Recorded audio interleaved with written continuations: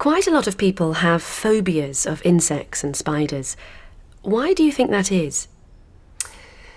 I sometimes wonder why people have a phobia. I mean, they say it's because they're unpredictable. They move in a strange way. They've got lots of legs. Well, I don't know.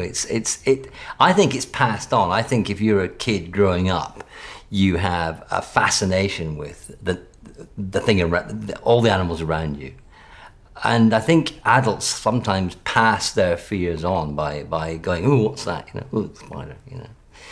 In some parts of the world, it's perfectly justifiable to have a fear of spiders, because there are many places in the world where spiders can injure you severely. In the UK, however, there are no spiders which can injure you at all. You might get a slight irritation or a swelling, but still there are something like 7 million people in the United Kingdom who are terrified of spiders and moths. Do you think it's possible for them to be cured of their phobia? It is possible to train people out of fears by simply exposing them to something, or on a regular basis. And perhaps if they have a spider phobia, you start with a very small spider and you say, well, have it on your hand, look at it, examine it, it's fine. And I've actually cured a girl who had a spider phobia in a day, and by the end of the day she was able to hold a tarantula. And I think I think if people look at the natural world, if they look at insects or spiders and they understand them, then you begin to really enjoy them. But if you just cut yourself off, which is what most people do, they say, I'm going to have an insect-free zone around me. It's not possible.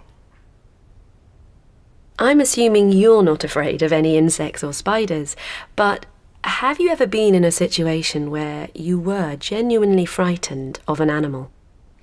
We were filming in the Amazon after dark, because it was a program about animals after dark, and I saw a head of a snake poking out from under a leaf. And of course I thought, well, this is great, quick camera, come on, let's get down and have a look at this thing. I'm not stupid, so I got a stick and I lifted this leaf up gingerly, and of course it was a fer de lance, which is one of the most dangerous snakes in the whole of South America, responsible for more human deaths than probably any other snake.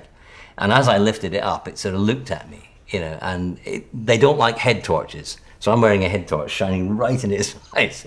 It does this, and then I realized that it's 4 feet long. It's twice as long as my stick, which means that it could get me very easily indeed. So I just sort of froze. I could feel my heart pounding, and I just gingerly put the leaf down and said, we'll just leave this one, I think. That could have been very nasty.